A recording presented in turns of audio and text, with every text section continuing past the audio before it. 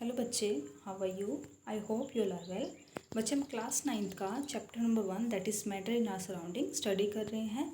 इससे पहले कुछ वीडियोस आ चुकी हैं जिसमें हमने मैटर्स के बारे में स्टडी किया था, उनकी कैरेक्टरिस्टिक्स के बारे में, स्टेट्स के बारे में हम स्टडी कर चुके हैं। क्लियर?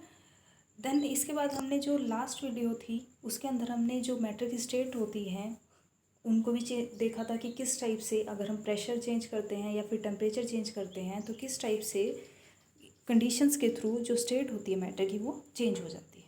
क्लियर?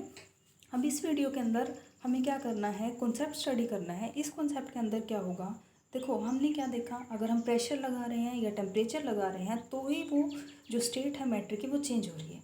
लेकिन बच्चे आपने जनरल लाइफ में आपने एग्जाम्पल देखा होगा, अगर हम नॉर्मली कपड़े गीले होते हैं उनको हम सुखाते हैं, मीन्स फायर के ऊपर डालते हैं, तो वहाँ कोई भी हम कंडीशन नहीं लगा रहे, ना हम टेम्परेचर प्रोवाइड कर रहे हैं, ना ही हम कोई भी प्रेशर लगा रहे हैं, तो भी वहाँ पर जो आपके कपड़े होते हैं वो सूख जाते हैं, है ना। या फिर अगर हम कोई भी बीकर लेते हैं, बीकर के अंदर आपने पानी डाला, उसको थोड़ा टाइम के लिए रख देते हैं, 2 दिन के लिए, 3 दिन के लिए, तो आप क्या देखते हैं कि जो पानी था उस बीकर के अंदर वो डिसअपियर हो गया, मीन्स वहाँ से वो उड़ गया। ठीक है, तो इट मीन्स यहाँ पर भी क्या एक फिनोमेना होता है दैट इज़ इवेपोरेशन। इस फिनोमेना के अंदर क्या होता है, जो पार्टिकल्स होते हैं, पार्टिकल्स के देखो आपको पता है कि जो पार्टिकल्स होते हैं उनके पास क्या होती है, काइनेटिक एनर्जी होती है। जैसे हम टेम्परेचर राइज करते हैं काइनेटिक एनर्जी बढ़ जाती है, मीन्स उनकी मूवमेंट स्टार्ट हो जाती है, फास्टली मूव करना स्टार्ट कर देते हैं। और जो लिक्विड्स होते हैं उनके पास क्या होता है, काफ़ी काइनेटिक एनर्जी होती है। तो काइनेटिक एनर्जी की वजह से जो इनके बीच का बॉन्ड ब्रेकेज होता है वो ईजिली हो जाता है, मीन्स वो जल्दी से लिक्विड से किस में कन्वर्ट हो जाते हैं, वेपर्स के अंदर कन्वर्ट हो जाते हैं। तो यहाँ पर यही फिनोमिना है जिसके अंदर जो लिक्विड स्टेट है वो वेपर्स में कन्वर्ट हो जाए, लेकिन टेम्परेचर कितना होना चाहिए, जितना उस लिक्विड का बॉइलिंग पॉइंट है उससे कम। क्लियर? मीन्स अगर आपका जो वाटर है, वाटर का बॉइलिंग पॉइंट 100 डिग्री सेल्सियस है, अगर 100 डिग्री सेल्सियस से नीचे अगर कोई भी लिक्विड वेपर्स में कन्वर्ट हो रहा है तो इट मीन्स वहाँ पर कौन सा फिनोमिना लग रहा है, इवेपोरेशन। क्लियर? आई होप आपको इतना क्लियर हो गया होगा। ठीक है बच्चे, तो यहाँ पर अब हमें जो इवेपोरेशन है, इवेपोरेशन के फैक्टर्स, जो इवेपोरेशन है उसको कौन कौन से फैक्टर्स अफेक्ट करते हैं वो स्टडी करना है। क्लियर? मीन्स अगर जो आपका इवेपोरेशन है कैसे कम होगा, कैसे ज़्यादा होगा, कब फास्ट होगा, कब स्लो होगा, तो वो फैक्टर्स आपको स्टडी करने हैं। तो इससे पहले हम एक एक्टिविटी स्टडी करते हैं। इस एक्टिविटी के अंदर आपको क्या लेना है, 500 ml वाटर लेकर चलना है एक टेस्ट ट्यूब के अंदर। क्लियर? और उसको आपने टेस्ट ट्यूब को कहाँ रख देना है, एक या तो अंडर द फैन रख दो या फिर विंडो के पास रख दो। देन उसके बाद सेम इसी टाइप से 500 ml आपको लेना है चाइना डिश के अंदर। क्लियर? मीन्स आपकी जो चाइना डिश होती है वो इस टाइप से होती है, आपकी जो टेस्ट ट्यूब होती है उसकी शेप इस टाइप से होती है। क्लियर? थर्ड में क्या करना है आपको, सेम इस टाइप को चाइना डिश को भी आपको क्या करना है, विंडो के पास रखना है। अब इसके बाद क्या करना है आपको, सेम इसी टाइप से चाइना डिश लेनी है, लेकिन उसको कहाँ रखना है, आपको क्लासरूम के अंदर रखना है, किसी सेल्फ के अंदर रखना है, मीन्स थोड़ा सा अनकवर्ड करना है, उसको कवर्ड करना है उसको। Clear? Means inside a cupboard रखना है। क्लियर? अब इसके बाद आपको करना है टेम्परेचर नोट करना है आपके रूम का, मीन्स रूम टेम्परेचर नोट करना है। फिर उसके बाद आपको टाइम नोट करना है कि जो इवेपोरेशन होगा उसको कितना टाइम लगेगा, मीन्स जो वाटर है वो कब वेपर्स में कन्वर्ट होकर ख़त्म हो जाएगा, वो टाइम नोट करना आपको। सेम इसी टाइप से तीनों स्टेप्स आपको परफॉर्म करने हैं। ये तो आपने नॉर्मल रूम टेम्परेचर पर परफॉर्म किए हैं, अब आपको रेनी डे पर परफॉर्म करने हैं, मीन्स जिस दिन बारिश आई होगी, जब बारिश आएगी तो उस टाइम से सेम इसी टाइप से परफॉर्म करना है।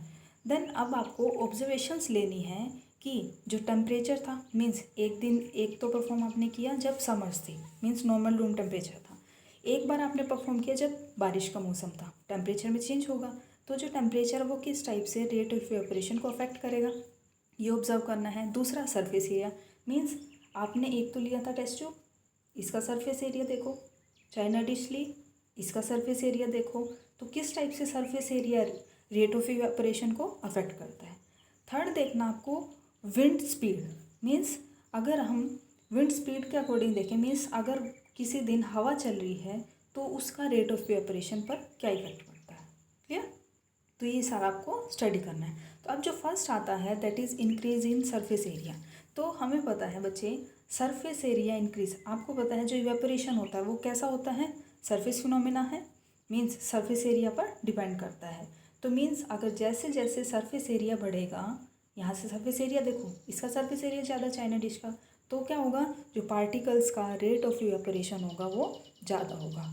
देखो आपने ऑब्जर्व भी किया है, अगर हम कपड़े सुखाते हैं वायर के ऊपर डालते हैं तो उनको फैला कर डालते हैं, ना कि उनको इकट्ठा करके, जिससे अगर हम फैला कर डालते हैं तो जो सरफेस एरिया वो इंक्रीज़ हो जाता है। सरफेस एरिया इंक्रीज़ होने से रेट ऑफ इवेपोरेशन इंक्रीज़ हो जाता है और वो कपड़े जल्दी सूख जाते हैं। क्लियर। अब इसके बाद आता है increase of temperature. Means temperature का किस टाइप से इफेक्ट पड़ता है। अब देखो टेम्परेचर राइज करने से क्या होता है, पार्टिकल्स की काइनेटिक एनर्जी इंक्रीज़ हो जाती है। जैसे ही काइनेटिक एनर्जी इंक्रीज़ होगी तो जो पार्टिकल्स हैं, मीन्स जो लिक्विड है वाटर, वो किस में कन्वर्ट हो जाएगा, वेपर्स के अंदर कन्वर्ट हो जाएगा। और वेपर्स में हमें यही तो करना है, लिक्विड को किस में कन्वर्ट करना है, वेपर्स में। यही फिनोमेना कौन सा है, वेपोरेशन। क्लियर। मीन्स यहाँ से हमने क्या देखा कि जैसे टेम्परेचर बढ़ाएंगे तो रेट ऑफ इवेपोरेशन इंक्रीज़ कर जाएगा। मीन्स डायरेक्टली प्रोपोर्शनल है एक दूसरे के। अब इसके बाद ह्यूमिडिटी। अब देखो ह्यूमिडिटी क्या होता है, amount of vapour pressures. Means हमारी जो एयर है, एयर के अंदर वेपर्स की काउंट देखते हैं, मीन्स कितनी वहाँ पर वाटर वेपर्स प्रेजेंट है। क्लियर। तो अगर जितने ज़्यादा एटमॉस्फेयर में वाटर वेपर्स प्रेजेंट होते हैं, बच्चों देखो एयर की क्या एक कैपेसिटी होती है वाटर वेपर्स को कंटेन करने की। मीन्स एक लिमिट तक ही जो एयर होती है वो वाटर वेपर्स को कंटेन कर सकती है, उससे ज़्यादा वो वाटर वेपर्स को नहीं लेगी। सपोज करो आपके एनवायरनमेंट में ह्यूमिडिटी है, ऑलरेडी वाटर वेपर्स हैं, तो वहाँ पर क्या होगा, हमारा जो लिक्विड, सपोज करो कोई भी कपड़ा है वो गीला है, तो वहाँ से वेपरेशन स्लो हो जाएगा। क्यों, क्योंकि वेपरेशन में क्या होगा, जो लिक्विड है वही तो वेपर में कन्वर्ट होगा, और ऑलरेडी हमारी एयर में अगर वेपर्स प्रेजेंट है तो वहाँ पर इवेपोरेशन कम हो पाएगा। ठीक है। तो दैट्स वाई अगर आपका एनवायरनमेंट में ह्यूमिडिटी है, एयर में ह्यूमिडिटी है, तो वहाँ पर जो रेट ऑफ इवेपोरेशन होगा वो क्या होगा, कम होगा। क्लियर। मीन्स इवेपोरेशन और ह्यूमिडिटी एक दूसरे के इन्वर्सली प्रोपोर्शनल होते हैं। जितनी कम ह्यूमिडिटी होगी उतना ज़्यादा ही फास्ट इवेपोरेशन होगा। क्लियर। आई होप आपको इतना अच्छे से क्लियर हो गया होगा। अब इसके बाद आता है विंड स्पीड। मीन्स आपकी जो हवा है उसकी स्पीड कैसे अफेक्ट करती है रेट ऑफ इवेपोरेशन पे। अब देखो बच्चे, जो स्पीड होती है, स्पीड का मतलब क्या है, जो पार्टिकल्स होते हैं उनके पास क्या होगी, ज़्यादा काइनेटिक एनर्जी होगी। अब अगर आपकी विंड की स्पीड ज़्यादा है तो जो हमारे वाटर वेपर्स हैं, जो लिक्विड से वाटर वेपर्स में कन्वर्ट हुए, तो वो क्या करेगी, उनको अपने साथ लेकर जाएगी, स्पीडली उनको अपने साथ ले जाएगी। तो इट मीन्स आपके एनवायरनमेंट में ह्यूमिडिटी कम रहेगी, तो अगर ह्यूमिडिटी कम रहेगी तो रेट ऑफ इवेपोरेशन ज़्यादा हो जाएगा। तो इट मीन्स जितनी ज़्यादा विंड स्पीड होगी उतनी ज़्यादा रेट ऑफ इवेपोरेशन होगा। ये आपने ऑब्जर्व भी किया, जिस दिन ज़्यादा हवा चल रही हो तो उसमें क्या होता है, जो कपड़े जल्दी सूखते हैं। क्लियर। आई होप आप बच्चे आपको इतना क्लियर हो गया होगा। ठीक है। अब इसके बाद आता है how does evaporation cause cooling. Means जो इवेपोरेशन है उससे कूलिंग इफेक्ट कैसे आता है। आपने देखा बच्चे कि जो इवेपोरेशन होता है, इवेपोरेशन के अंदर क्या होता है, लिक्विड क्या करता है, एनर्जी एब्जॉर्ब करता है सराउंडिंग से, और उस किस में कन्वर्ट हो जाता है, वेपर्स में कन्वर्ट हो जाता है। अब उसने एनर्जी कहाँ से एब्जॉर्ब की, सराउंडिंग से। आपको पता है अगर कोई भी बॉडी है, अगर वो अपनी एनर्जी रिलीज़ करती है तो उसको कैसा फील होता है, कोल्ड फील होता है। क्लियर। तो सेम इसी टाइप से यहाँ पर भी होगा, अगर कोई भी पार्टिकल है, लिक्विड है, सपोज करो लिक्विड एनर्जी एब्जॉर्ब कर रहा है सराउंडिंग से, ठीक है, तो वहाँ पर जो इवेपोरेशन हो रहा है, इवेपोरेशन होने के बाद जो सराउंडिंग होगी उसको कैसा फील होगा, कूल फील होगा। क्लियर। अब देखो इस चीज़ को हम एग्जाम्पल के थ्रू समझते हैं। बच्चे आपने देखा है, अगर हम अपनी पाम पर, मीन्स हथेली पर अगर एसीटोन रखते हैं या फिर नेल पॉलिश रिमूवर रखते हैं, तो जैसे ही वो वहाँ से जो लिक्विड होता है इवेपोरेट हो जाता है, उसके बाद हमें ठंडा फील होता है। अब ऐसा क्यों, क्योंकि जो पार्टिकल्स थे आपके उस लिक्विड के, उन्होंने क्या किया, आपकी पाम से एनर्जी एब्जॉर्ब कर ली। जैसे ही एनर्जी एब्जॉर्ब कर ली तो वहाँ पर आपकी सराउंडिंग हुई। सराउंडिंग कौन है, आपकी पाम है। तो जैसे ही आपकी पाम से एनर्जी एब्जॉर्ब की तो आपकी जो पाम है उसको कैसा फील होगा, ठंडा फील होगा। दैट्स वाई इवेपोरेशन की वजह से एनर्जी लेकर चले गए वो लिक्विड के पार्टिकल्स, तो आपकी जो पाम थी उसको कैसा फील हुआ, ठंडा फील हुआ। क्लियर। सेम इसी टाइप से अगर हॉट सनी डे होता है, देखो क्या करते हैं, जब गर्मियों के दिनों में हम अपनी छतों पर पानी स्प्रिंकल करते हैं, उससे क्या होगा, जो पानी होता है वो हमारी छत से हीट लेगा, हीट लेकर क्या करेगा, वेपर्स में कन्वर्ट हो जाएगा। और जब हमारी छत से हीट निकल जाएगी, मीन्स वो एनर्जी निकल जाएगी, तो वो वहाँ पर क्या होगा, कोल्ड फील होगा। मीन्स वो एनर्जी कहाँ यूज होगी, लिक्विड को वेपर्स में कन्वर्ट होने में। क्लियर। दैट्स वाई जो सरफेस होगा वो कैसा होगा, कूल होगा। क्लियर। अब देखो और देखो, जैसे हम गर्मियों में कॉटन के कपड़े पहनते हैं, वो ऐसा क्यों होता है, क्यों? क्योंकि बच्चे जो कॉटन होता है, कॉटन एक गुड एब्जॉर्बर होता है किसका? वाटर का। जैसे स्वेटिंग होती है, स्वेटिंग वो क्या करता है, बहुत जल्दी क्या करता है, एब्जॉर्ब कर लेता है और उसको हमारे जो एटमॉस्फेयर है उसमें रिलीज़ कर देता है। अब वो रिलीज़ कैसे होगा? जो लिक्विड होता है, मीन्स जो हमारे बॉडी से उस कॉटन ने लिक्विड को एब्जॉर्ब किया, दैट इज स्वेटिंग को एब्जॉर्ब किया है, तो हमारी बॉडी की जो हीट है, हीट से क्या होगा, जो लिक्विड है वो किस में कन्वर्ट हो जाएगा? वेपर्स के अंदर कन्वर्ट हो जाएगा। जब वेपर्स में कन्वर्ट हो जाएगा तो इट मीन्स हमारी बॉडी ने कुछ एनर्जी दी है, हमारी बॉडी से हीट लॉस हुआ है, तो हमारी बॉडी को कैसा फील होगा? ठंडा फील होगा। सेम फिनोमिना है इसमें। क्लियर? आई होप आपको इतना क्लियर होगा। अब इसके बाद आता है कि देखो बच्चे, आपने देखा है कि अगर आप ऑब्जर्व करना, ग्लास का टम्बलर लेते हैं, एक ग्लास का बीकर लिया, उसमें आपने आइस डाल दी। आइस डालते हैं जैसे, तो आप क्या ऑब्जर्व करते हैं, थोड़ी देर बाद आइस जो बीकर है, बीकर के बाद छोटी छोटी वाटर की ड्रॉपलेट्स आ जाती है। तो आपको क्या लगता है, वो वाटर की ड्रॉपलेट्स क्या, जो आपकी बीकर में आइस था वो पानी चला गया वहाँ पर? नो, नहीं। क्यों?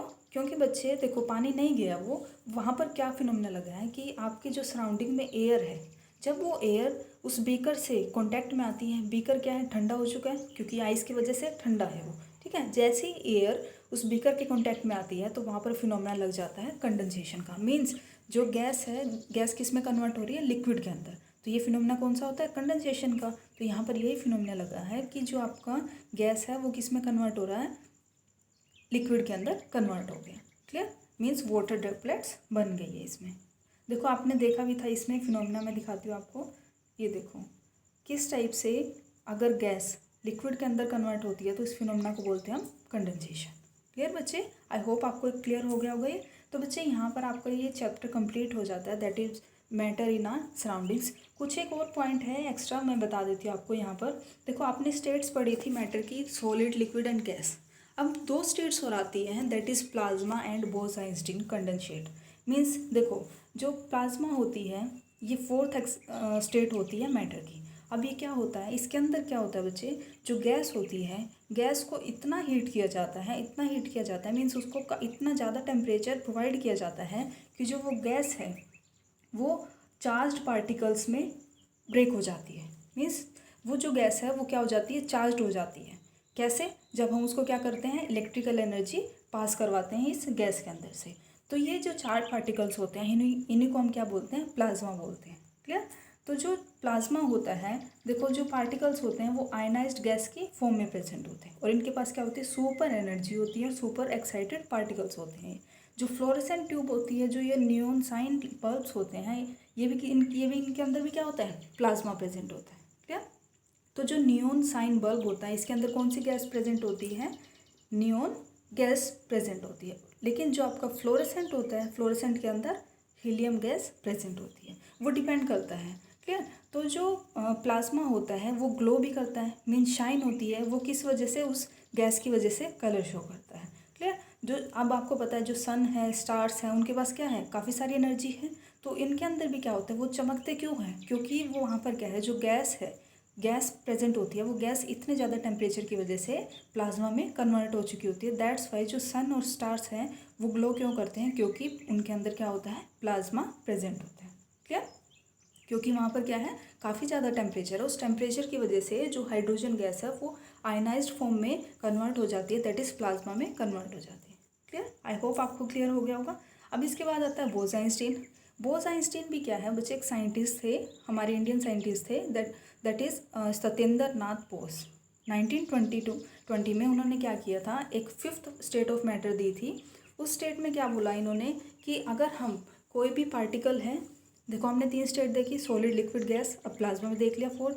अब फिफ्थ जो स्टेट थी उसमें उन्होंने क्या किया, अगर हम टेम्परेचर को काफ़ी कम कर दें, मीन्स मैक्सिमम से मैक्सिमम कम कर देते हैं, तो ये स्टेट आ जाती है। एक साइंटिस्ट थे एल्बर्ट आइंस्टीन, आपने नाम सुना ही होगा इनका।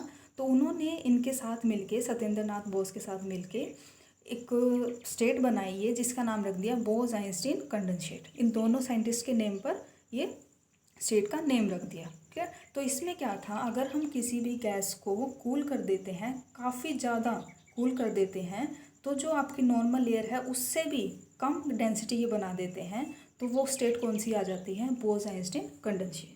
मीन्स प्लाज्मा तो कब बनेगा, जब काफ़ी ज़्यादा टेम्परेचर राइज करेंगे, लेकिन बोस-आइंस्टीन कंडेंसेट कब बनेगा, जब काफ़ी ज़्यादा टेम्परेचर को हम लो कर देंगे।